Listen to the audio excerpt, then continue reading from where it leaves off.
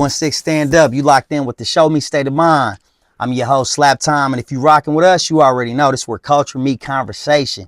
We talk hustle, we talk growth, we talk real life. And today, we got somebody who's stepping on the gas and has always stepped on the gas. You know what I'm saying? Legendary in the KC area and all around. I'm gonna let him introduce himself. Go ahead. Oh, shit, no introduction needed.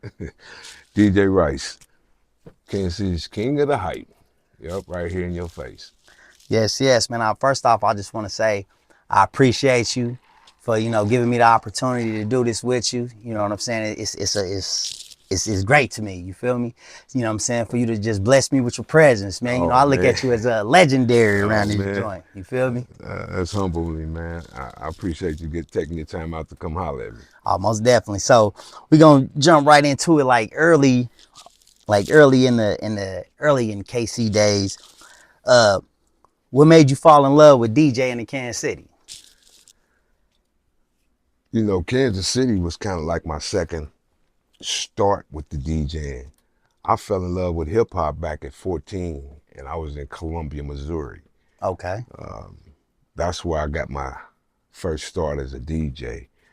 I'm born and raised here in Kansas City, but we left Kansas City when I was 14, and I got back home when I was 28, and I was 14 years later. So that was 95. You was DJing the whole time from like 14? 14 to 28. Then I came back to Kansas City, and I've been here for 30 plus years since. And being here from that moment, I was already in love with them when I came home, and Fresh was the man. And so I went to cut his head off and try to be the #1 DJ in Kansas City. And that changed to be different because Fresh was like, hey, man, we both good. We can do that, but,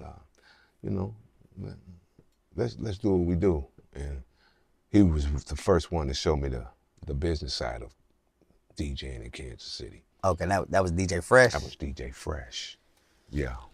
Who's still my business partner today.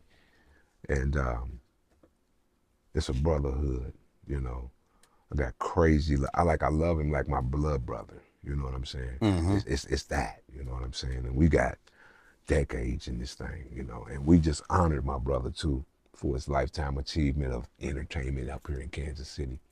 So that's my dog. Okay. Do you remember the first party or club where people started knowing your name? Yeah. Blind Boom Center, that was Columbia. Columbia is where I really cut my teeth as a DJ. That community grew with me from 14 all the way up, and still rock with me to the day, Okay, that's dope. Mm-hmm. Who were the DJs or artists that influenced your style early on in your DJing career? Who actually blew my mind, when I first seen it, was Jam Master Jay. Bless his soul, rest in peace. Jam Master Jay. Run DMC was the one who sparked my curiosity of DJing, which got me on the journey for us chasing the craft. It was him I first seen scratching. And then I was intrigued and fell in love from that point on. So it was Run DMC. After that, it became Jazzy Jeff, UTFO's Mixed Master Ice. These were the guys I would try to mimic their scratches and, do what they was doing, what I was hearing on their records. And I actually was the first one in my town to do it. Okay, yeah, that's what's up. Yeah, riding yo with the transform. DJ Rice got that transform. Yeah, but at that time I wasn't DJ Rice. Oh, what was you at that time? At that time, when I first started at 14, Uh-huh. it was a mixtape game. Mixtape gang? Yeah, it was the mixtape game that got my name hot, and it was Rockin' Ronnie. Rockin' Ronnie? Yeah, and then about a year of that, I started doing the Blind Boom Center, and the first party around that time I did outside of that was the C-Boys in Columbia. C-Boys in Columbia. Yeah, they organization, they named me DJ Dr. Scratch. So how did you get the how did you get the like the DJ and gig at the Brian Boone Center? Blind Boom Center. Blind Boone Well, Center? you sign up, and then after all the other DJs was doing it, so I signed up and I became one of the crowd's favorite. And then after a while, didn't nobody else sign up. I was the crowd favorite, so I pretty much rocked all the parties, which turned into rocking all the talent shows, and the clubs and park events, and I kind of grew with the community from that point. That's what's up. Which kind of built me. So when I came home in '95 and started Drop Down Entertainment, I was already seasoned enough to know the business side of things based on the work I've done in Columbia, And that's, like I said, I started with Rockin' Ronnie. C-Boys called me DJ Dr. Scratch. I kept that name for about 7 years. And my partner, DJ Snow, my I-70 love cousin, DJ Snow, I'm down there with him. He tells me, hey man, everybody got Doc or Scratch in their name, bro. Mm-hmm. Like, man, like, but you a DJ and your last name, and I said Rice. And he said, DJ Rice. And I said, damn. And he said, it's only one of them, and if they ever hear it, they know it's you. Yeah, most definitely. So DJ Rice was born. That was back in '89. And ever since then, everybody been knowing that name and synonymous with turntablism, because I was a scratcher. I was always an entertainer, rock a party. So the mixtapes became wholesome with a name stamp to them. Yeah. Which I was the first DJ in Kansas City to put a face on the mixtape. On the mixtape. On the mixtape. Okay. Yeah. Cassettes, it used to just be labels, like Fresh One or, I got DJ Rice mixtape volume 1, but I got graphics. And I was the first to do that. Oh yeah, you was ahead of their time. I was the first to do that one, What did the KC scene look like when you first came up compared to now? Well, back then, we talking 95, 96, 97, around then, it was only, 4 or 5 DJs, man. DJ Hank, shout out to Hank, DJ Dink, DJ Montel, DJ Def, Fresh, myself, and a couple of other handfuls. You had Alvin Stone, the OG DJs, Mr. Mystery Man. Mr. President was kind of one of the last producers doing stuff in the hood. Captain Von Zell out, you had that. But you only had, it was less than 10 DJs. And, what set me apart was I was one of the DJs that was able to make a beat, record you in the studio that day, and then take you to the party that night. And we're going to see what your record did from what we recorded in the studio today. And that's how I was able to start exposing artists. And that was the difference that was separating me from other DJs. And I was biased. I ain't had no dog in the fight until I found one, So it's different than now. Mm-hmm. The digital scene is what's up. And it made it a lot easier for you to get into the DJ game, or even just to be a DJ. Because now you got controllers and you got buttons. You can you don't have to really have the same skill set that's needed for dropping a needle with the record, knowing how to do that. You know what I'm saying? So yeah, I think that would be the difference from now than when I first started back home. When I first came to Kansas City in 95, 96, it wasn't a lot of DJs. We was the only ones doing it, And now you got I was gonna say hundreds of DJs. Yeah, I was gonna say, so you think it's way more DJs now? It's saturated now. You got organizations, that are DJs, like the core DJs, definition DJs, dirty DJs. You got different organizations where back then it was one DJ. Mm-hmm. And we was in record pools that the labels would send out. 12-inch dance, or you were getting these record pools because the labels would send all the records to the pools, and that's how the DJs got the new music. And it was up to you to sort through that music. You might get 150, 200 records every month from 5 or 6 or 7 different labels, and you might get some white labels and some, some one knockoffs, and them be the hits. Yeah. And it'd be you putting those records as a collab the way you design it and organize it on your mixtape and scratch it and do what you're going to do to it, arrange it on your mix, and that's how you was able to sell it. Okay. And yeah, that is pretty much obsolete now. You know, Yeah, I really do it's that. mashups now. I mean, because the computer allows you to do anything. And now all you need to do is put it on a reel. It's that And technology. look for, technology that showed up now to where the craft is being lost. Yeah. All right, so we're gonna call this Kansas City sound and culture right here. What makes Kansas City music scene different from anywhere else, you think? Well, for one, we're not on either coast, South Coast, East, or West. And back when we was grinding and making the beats, I used to call it a no coast gumbo. No coast gumbo, because we in the middle. You know what I'm saying? In the middle of the map is always the Midwest. And right here, the biggest cities we got close to us as far as population is Chicago and St. Louis, which is more of an East sound, but we're influenced by the West. You know what I'm saying? So our sound is, like I say, it's a combination of a gumbo, because if you even throw the East, the West, South, Yeah, I was gonna put say it now you all in there. got the South now. Yeah, and now you got a gumbo mix. And if you get somebody that has a style like a Fat Tone or a style like a Rich the Factor or a Tech Nine, these are individuals that are standouts, that can create sounds, and that's what we'll start building our music from and off of. Everybody had a Rich sound at one point. Everybody wanted to sound like Rich the Factor. Did, didn't they? You know what I'm saying? So I think now that, technology is allowing us to set the bar to where we got our own sound. It's a mob sound, you know what I'm saying? And it's really like I say, it's a no coast gumbo style. It's our own style. It's mobbish because we known for jazz and the hip hop scene is thriving here, but we're in a market that's not seen, so it's really hard. But if you can make it in this market, and you set the bar, you got the standard that's up to compete what's in the industry.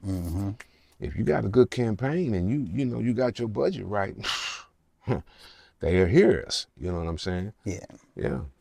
So you've watched generations of artists come up. What separate the ones who last from the ones who fade out?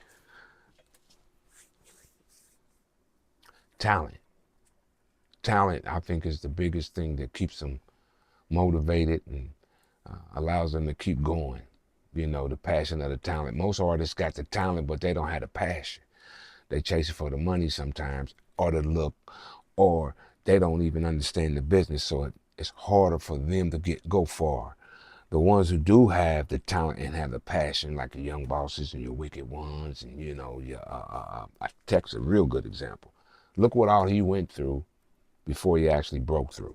And we ain't talking a couple of months, we ain't talking about a couple of years. It took some time. And through that time, that experience taught him how to become who he is, you know what I'm saying? So, yeah. How important are DJs to breaking artists in KC? Like breaking that big track for the artists in KC? I mean, the DJs is your front line, man. I mean, I know back when I was, like I said, when I was in the field DJing, I'm your front line because I'm going to be in front of, 1,500 to 3,000 people 3-4 times a month. I'm doing the biggest parties in the city. So if I'm in front of 3,000 people and I can play your record, well, who do you think you want to get that record to? It's the DJ. It ain't the promoter. Yeah. It's the DJ. And that's still the same way today. Even though you do have the internet and you got another eye as far as this lens, you can upload stuff now crazy up on the internet and kind of get a different kind of campaign. But back then, it was your talent, Okay.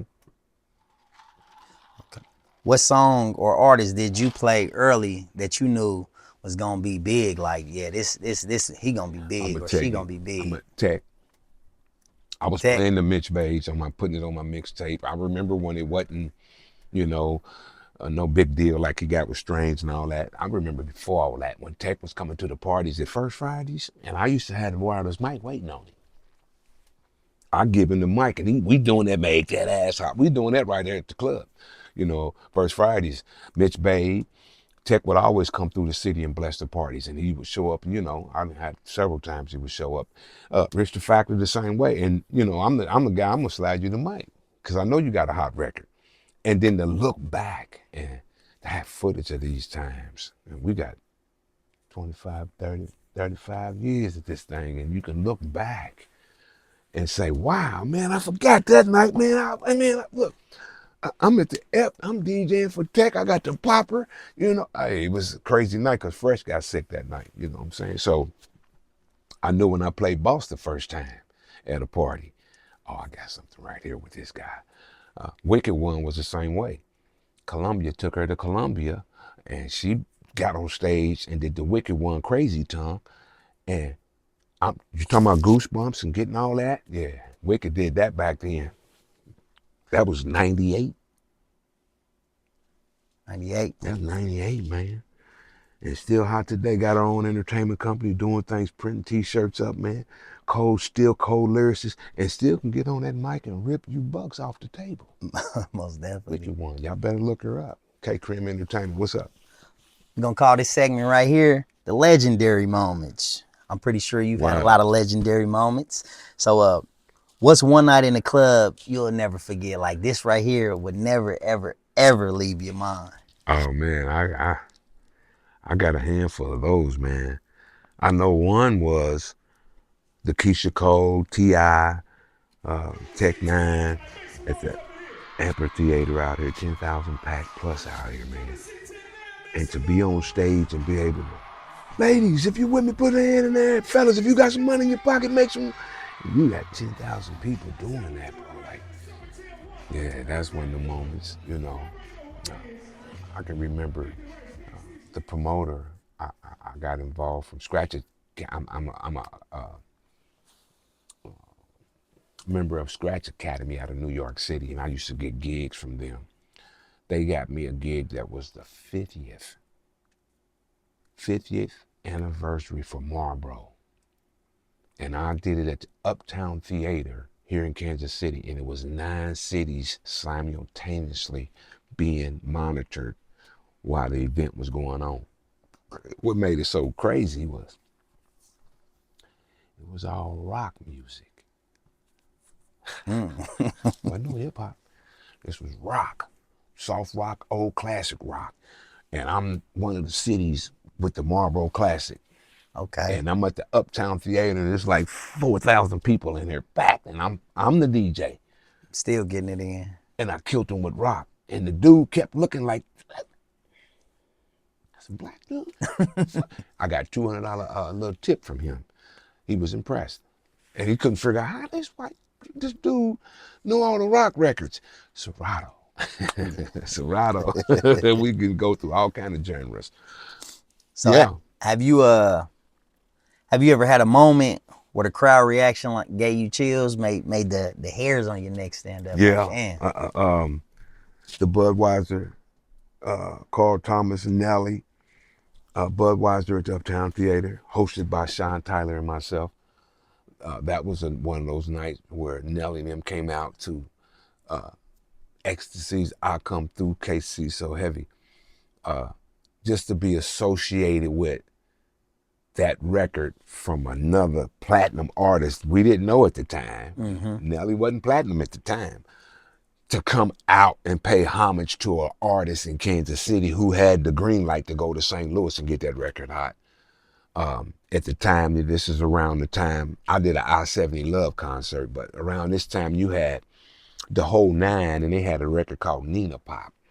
And Ecstasy had that KC record. So this was what I call my I-70 Love, where I go to St. Louis and rep. It was that record. And when they came to Kansas City, it was Ecstasy record. And to have that, them come through there and come out on that record, man. We hosted, and they came out to it, man, and it was like crazy. it was like that was Nelly's record, you know what I'm saying? And it Yeah. was some Kansas City shit. That's like a motherfucker coming out to Tech Nine and trying to be Tech Nine, you know what I'm saying? Yeah. You gotta show love, you know what I'm saying? Yeah. So it was one of those moments. And That was at Carl Thomas at the Uptown Theater. and this was before Nelly was Yeah, this the before country Nelly grandma, this all the before he went big platinum, you know what I'm hits. saying? You know, and I met him at the Mayday Beach concert here in Kansas City when they was throwing those bottles. This was May 2000, so we talking 26 years ago. That concert here in Kansas City, we thought 4,000-5,000 people was coming. Now the whole city showed up. With 35,000-40,000 people out there, man. And we didn't get to see Nelly perform. Oh man. So what artist, show or event did you DJ that felt historic? Actually, that was one, the Mayday Beach concert. Um, uh, I mean, man, it's too many to count. I mean, you start thinking about, I done had some park day events that was phenomenal, you know, from, Swope Park all the way back to Columbia, Missouri, and Boonville, back when they used to call it Nigger Day. You know what I'm saying? Where, I mean, even homecoming in Jeff City when Kansas City, St. Louis used to show up. So it's too many to count like that. You know what I'm saying? It's been some time, boy. It's Yeah. like shit. Well, It's I like mean, you know, go look at my history. And matter of fact, just ask your uncles and aunties and your moms and pops and them. They was probably there, like for real, like. Going back 25, 30 years, they tell you, boy, that boy did my sister's wedding. Shit, we had a good time. I was at that part. Yeah, they'll tell you, yeah, that's some heck DJ yeah. Wright shit too. That mean you a A good print on, impression. yeah, good impression, a print on people's brains. Oh yeah, So yeah. And that's part of the business. I mean, think about it.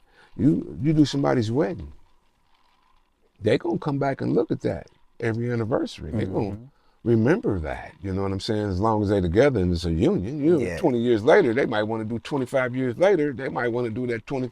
Who you think they're gonna call? Yeah, like I said, they want to bring the same DJ Yeah, back. and if you still in business, they calling you. And if you ain't, they still trying to bribe you to come Yeah, they on. trying to get you out of retire. How much it's gonna cost? I don't care what your ticket is. All right, we're gonna get into the craft of DJing. What separates a good DJ from a legendary one? Experience, time, skills, personality, business, unity, able to work with others. Those would be the key things I would speak about, far as anything legendary. And you can't call yourself legendary. You let the people call you legendary. And then when that comes up, usually you legendary. Because it don't come up until you put that work in, you know what I'm saying? And you got good DJs that don't have the time, and you got bad DJs that got the time that still don't be considered legendary. All these things have to kind of go together, At least the ones that I've seen that are classified as that. Okay, so the people got to call you legendary. People got to pick you.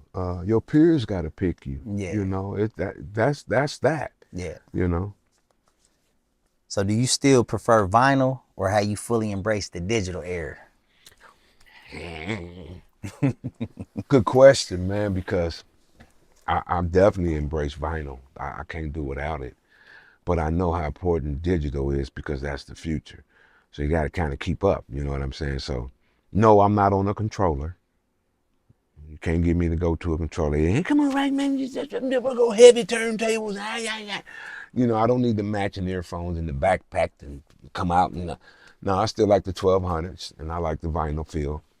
But the mixer is digital now, so yeah, you got some push button going on now, and I'll say it's convenient and it gives you an opportunity to be a little more crafty, but I would prefer vinyl. Vinyl, okay. So how you read a crowd, like when the energy off, like how you know when you're looking at the crowd, like, man, the energy off around this mug. How you read that? Well, you read that by some of the records you play. You can tell by the records you play. At least that's how I used to gauge it.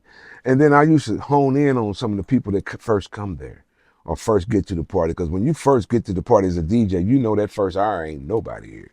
So when you finally get somebody to come in here and they done went over to the bar and sat down, that's the first person I'm trying to get his head to nod. Mm-hmm. You know, so when I can get him to start nodding, and whoever he's with or she's with, when they get 2 or 3 drinks and I done got them to start, now I know everybody following behind that, oh, we about ready now. You know, and that's usually about 10:30, 11 o'clock. And up until then, I'm kind of testing records, the R&B records. I'm testing those records because I'm saving the top 10 for your Okay, ass. yeah. I was gonna ask you. I was gonna say, so Yeah, yeah. do you play the You know, these are the teasers good right now. records or you play the teasers? Teasers. Okay. Yeah, you R&B teasers first, and then I'm locking. I'm giving y'all some game, you young DJs. I'm locked and loaded with the top 10, top 15. Plus, I got the top 10, 15 old school on your ass. So I'm ready to blend them motherfuckers for a good hour, 45, good strong 45 minutes to an hour to where ain't no mistakes allowed. And I'm going to talk to you, so you're going to get hoarse a little bit. And after them 45 minutes in that hour, I'm going to drop one of them slow ones on you, make you want to go ahead and get that number. You know what I'm saying? And at the same time, I already know you look tired and thirsty. You're on your way to the bar. And this is how we do that.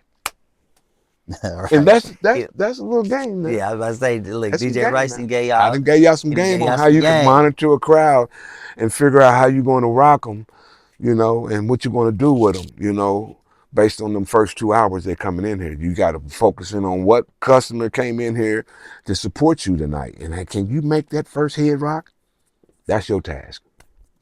At least that's how I did it. Rice done gave y'all some game, man. Y'all, the DJs out there now, y'all better soak that up. Y'all Soak gotta it up. soak that up. Yeah, that's a good one to soak up. So let's talk game and industry knowledge. Wow. What mistakes do you see new artists in KC making over and over? They don't understand the business. You know, your publishing is the most important thing. You got ownership. That's the biggest thing I see that these artists here. It's cool to go in the mic booth and pull down something off the internet and go in there and record over top of it, and you putting it out and uploading it, and you know, now you got all these views and that, but you don't own nothing. You can't claim it. You don't own it. You didn't register anything. You don't have the proper mechanical licenses to even use the record. So that's important for most of the artists, and I think that's what's lacking now. Well, a lot of these artists, and not all, you know, those who do get on top of that business and know it, you can tell in their campaign out here. Those are the ones who still making noise. Those are the ones who's lasting 3 to 5 years. It takes 2 years to even get hot. So your business is right. 2 years later, you hot. Well, hey, now you're starting to see a little money and you understand what the flows is, what the campaign mean, with streaming, with social media. You understand all these positions, and you know ownership is you being in control of the masters and being in control of owning you. A lot of this be sold off the top because you don't never get a chance to register and own you, you know. So, yeah. So do you think it's like when you get the money for the streams and you get the money for the views, do you think it's smart to pour that back into yourself? Like, how would you, Well, yeah. somebody that don't know how to do it, how would you do it? Well, I mean, the whole thing is to see if you can make money, because this is a craft that you actually, you know, it's a talent. God give us a talent, and if you can utilize that talent to your best ability, and somehow you start to make money doing it, well, yeah, you want to put that money back and enhance it and expand it the best you can. And if you get it to a spot to where the masses enjoys it, well, now it's enough money to where you can take care of your family and possibly have some generational wealth going. Okay. So, excuse me. What advice would you give an artist trying to get their music into a DJ's hands? How would you what advice could you give them how to go about it? Best thing to do is make sure the DJ knows who you are. And the way you do that, go to the hottest DJ's event. I mean, you know, if it's a Street King, or if it's a Rocky Montana, or a DJ Mac, or, you know, whoever the DJ is, go and show up as an artist, you know, because keep in mind, all DJs want to be the one to crack that hot record. And we don't know who got it until they come up and say, hey, man, check this out. How you going to get his attention? Because you know it's a bunch of y'all coming up and talking about, hey, man, check this out. And it'd be whack-ass music y'all coming with. But it's It's a handful of you suckers that's coming with some heat. And how you get my attention, how they used to get my attention, go ahead and put that $50 in my pocket. See, money talk, bullshit walk, and I don't have time to listen. So how you make me listen is put some money on it. Yeah, that's showing love. That right there gets my attention. Because I'm not going to pay attention to you. Most of the time I got some guys that you can't even get back here to me. But most artists are persistent. And, hey, I need to talk to this DJ. I got something out. Hey, Rice. Come on, dog. Hey, man, how you doing, bro? Hey, my name is MC Hot Man. Hey, bro, matter of fact, what you drinking tonight? Oh, you got water tonight? Well, here, put this 50 in your pocket, man. I want you to test my record tonight. I appreciate it, bro. You ain't even got to put it on right now. Put it in your earphone and see what it sound like to you. Now, he done gave me a directive. Plus, he just paid me. He's got my attention. Now, DJ Hot, what you say your name was? Now I'm listening. Oh, shit, this sounds pretty cool. Hey, all right, dog, all right. And if I think it might even have a half-ass chance because you did the right thing and brought it to me, because that $50 is going to get your record tested. And normally, if it's whack and I done took you $50, I'm ready to show you why it's whack, because I'm going to play it right here in front of the whole crowd. Now, the party's popping and it's packed and Florida, they getting it. And you want to hear your record? Yeah, dog, come on, man. I paid you $50, man. All right, hold on. And boom, hey, this is what's your name again? DJ Hot One on the, yeah, this is his new record. And this floor, and he's like, hey man, turn it off, man. Come on. And no, DJ Hot One wanted his record played tonight, y'all. We wanted to make sure y'all heard it tonight. And man, love to DJ Hot One. You know, I don't think this is the hot one tonight, though, dog. You know, now I done had it go the opposite way too. Well, I'm like, shit, Hot One got one. Shit. Hey, check this out, y'all. If you liking this record right here, put a hand in there. And then the crowd put a hand in, hey, and then Hot One standing like, damn, you got one, dog. You got something you gonna give away tonight? Oh, go get me 10 of these motherfuckers out the car, man. Hurry up. And now I'm gonna support you. And now I got a hot record that next week and the week after and the week out, I'm playing Hot Boy now. Because I didn't see the reaction of what the crowd had done. That's how the DJ, that's how you get the DJ's attention. Now that's some game again. Now. Yeah, that's dope. That's dope. So let's talk personal and legacy. What does being called a KC legend mean to you?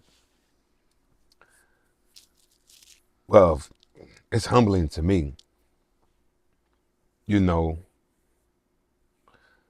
you saying that I'm being called a legend or any legend? Nah, you been called a legend. Oh, it's humbling, bro. And, you know, almost don't believe it. You know what I'm saying? It's like, shit, huh? You know, but, you know, when you start looking at the history and how you placed in it, I was there, you know, and it's not 5 years, 10 years. I'm 44 years in this thing now.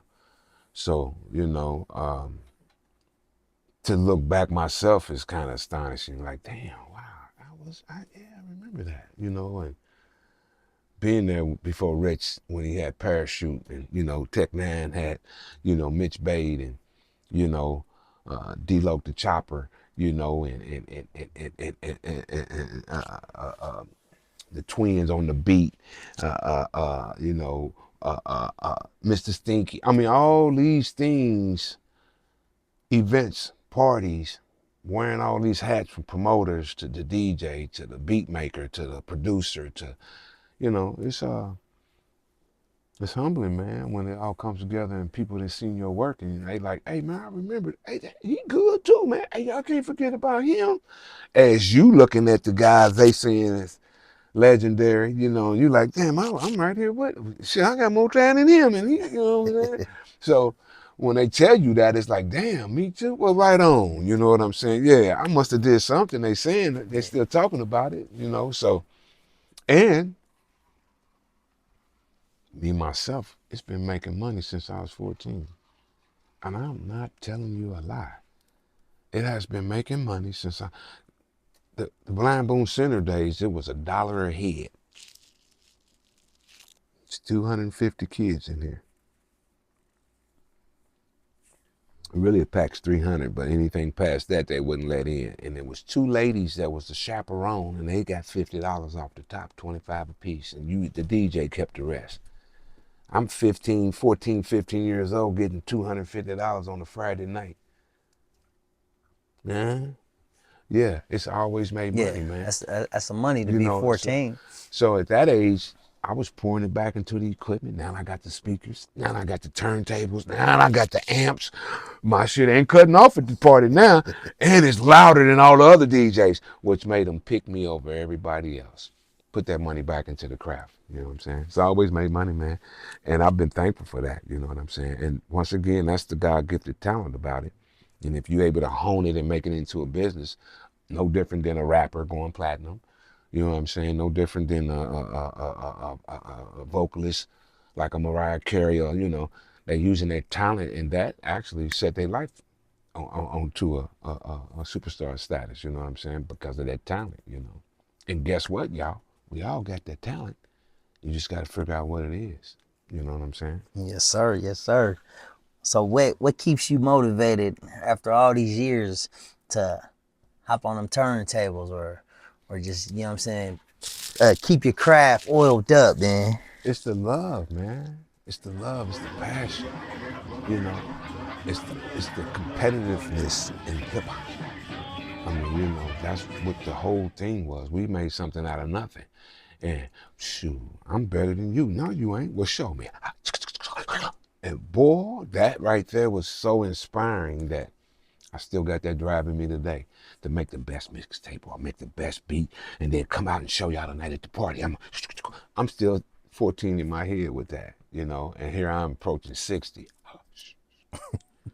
And I still got that 14-year-old passion. It's that love, man. And now I'm back at it because of the love. I ain't even got to make no money. I already did that part. But it's the love, man. That's what keeps me going. Okay. Yeah, you do really gotta, love something in order to stay, Yeah, it keeps you, consistent at that it. the love of it will motivate you. Yeah. You know what I'm Yep. saying? It's no different than a relationship. You know what I'm saying? Yeah, because it's been plenty of times where it's like I've gave out plenty of work just because it's like, man, I want to test my craft. I want to practice my Yeah, craft. yeah, So yeah. I It's the get it. love of it. Yeah. So how do you want Kansas City to remember DJ Rice? Because of the work I've already done. I'm already stapled in the pillars, life of the DJ. Y'all seen it, you know what I'm saying? You know, we 44 years in this thing now. So always been a humble, good dude. Biased. I ain't on nobody's team but my own. But I support everybody that's in it.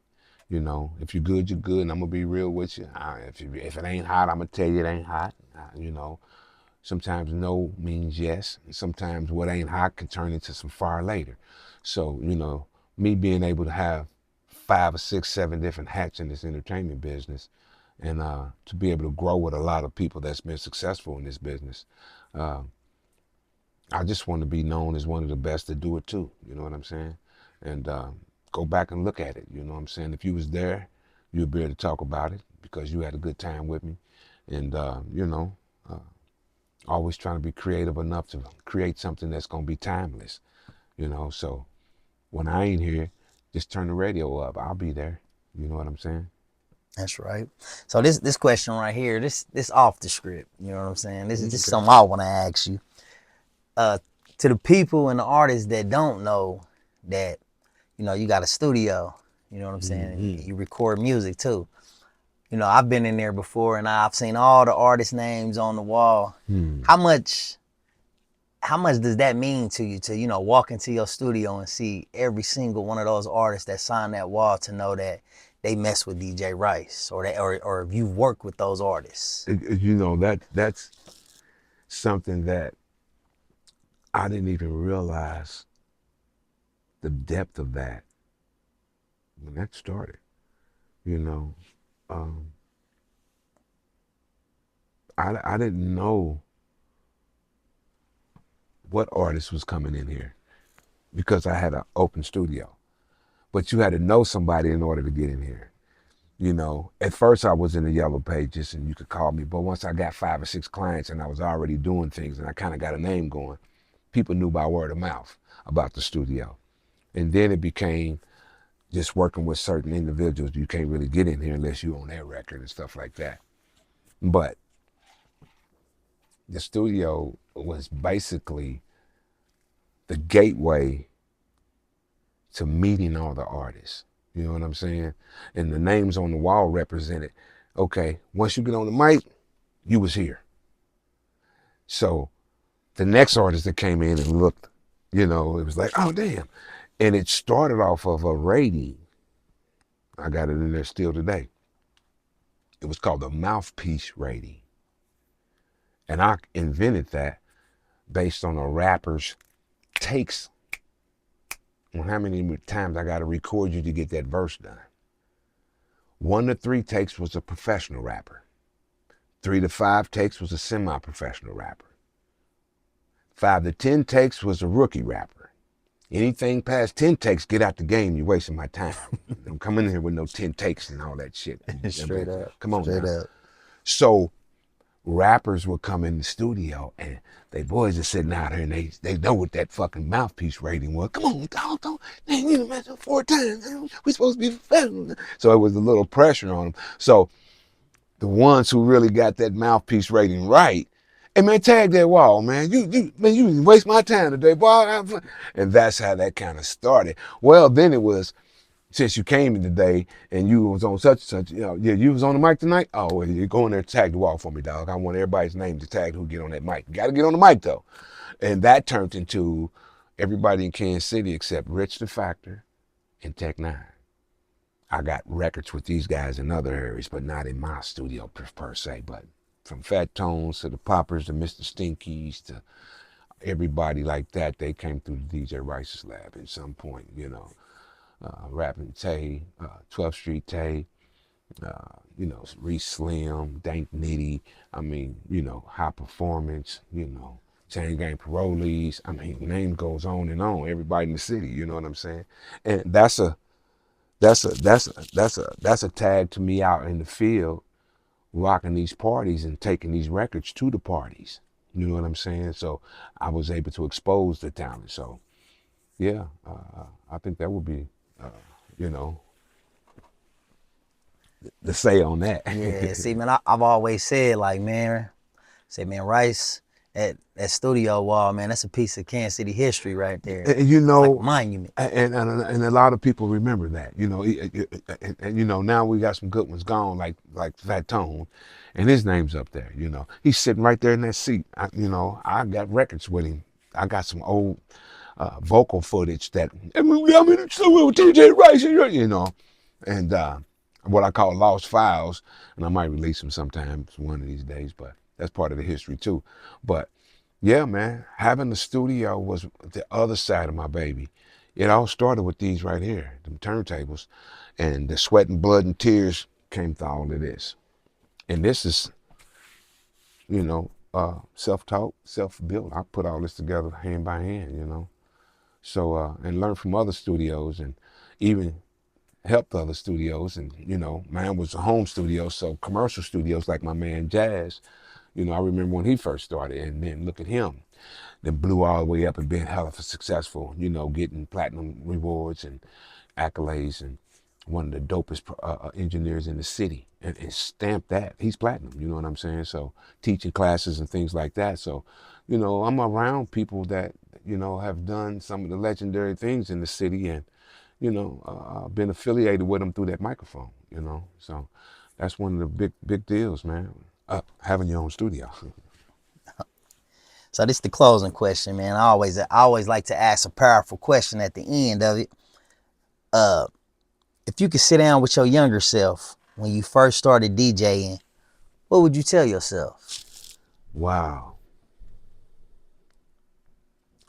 It wouldn't be too much more I would say to my younger self, because I wouldn't be able to tell him anything, because I was going to do what I was going to do anyway. I would say, don't lose the love, which I never did. I'm still in love with her. My wife even get mad at me sometimes. She used to call her my mistress, you know what I'm saying? But I'm still in love with her, you know what I'm saying? So for my younger self, don't do drugs. I can't even say that, because I had to do the drugs and learn what I learned today about them. So that experience. You know, it's hard to say what you'll tell your young self because you can't tell your young self. You know what I'm saying? So what I've learned from this point is what I had to go through to learn it. You know what I'm saying? So I don't think I will go back and change anything. I don't regret anything. I think, you know, even my lowest points in my life were lessons. You know what I'm saying? So without them, I wouldn't be who I am today. So the only thing I could tell my young self is stay alive. So you can see this later. You know what I'm saying? 14 and now you 59. Shit, man, I wouldn't have thought that. I thought I was gonna be gone by 21, man. You know what I'm saying? The way I was acting, you know what I'm saying? Shit, man, Yeah. I've been blessed, bro. I mean, if you really dig down in it and you know me, you know I'm a testimony, brother. You know, God been good to me and brought me a long ways, man. And I'm very appreciative and I give him the glory because, you know, when we're young, we don't think about getting old. Yeah. But, you know, when you get old, you always thinking about when you was young. You dig that? Yeah. You know what I'm saying? So to be grazed and shit, you know what I'm saying? That's an honor, bro. You know what I'm saying? And to be able to still have my health and, you know, to be able to benefit from the work I've already did for these 44 years in this business, it's a blessing, bro. You know what I'm saying? So yeah, you know, keep living, man. You know, don't sidetrack yourself. If you got a passion, I would say to myself, you know, stick to that passion. Don't let that love die. You don't know where it'll lead you, and you don't know who it'll lead you around. Because the thing about it, it ain't the family. It's usually a stranger that's gonna take you to the next level. And that stranger is the angel that can bless you. That's why I say, you know, you don't have to front in front of nothing or nobody, because you don't know who gonna bless you. So always keep it real. You know what I'm saying? And if you stay real, real gonna recognize real. And those are the opportunities that show up. Because guess what? Success is only you prepared to take care of the opportunity when it arises. That's it. That's it. Ladies and gentlemen, that's DJ Rice right there, man. We're gonna give it up for DJ Rice, man. All love, man. All love. So all let love. the people know before we get out of here, man, where they can follow you at social media. Oh man, you know, tap in with me. You know, I'm on all the social media platforms at DJ Rice KC. Ronald Rice on the Facebook, Instagram, DJ Rice KC, Twitter, you know, all that, you know. But check out me, you know, you can go to DJ Rice KC TV. That's where a lot of my videos are at, you know. I produce a lot, so, you know, I wear a lot of hats in this business. It ain't hard to find me. Just Google me. You know, I'll show up, you know. Okay, I think last but not least, though, can the people get a sample of DJ Rice on them turntables? Yeah, I'll give you a little something. Hey, you tapped in with Show Me State of Mind, powered by Slap Time Films. Get up on it. Oh, you good. One, two, three, 1, 2, 3, 1, 1, 3, 1.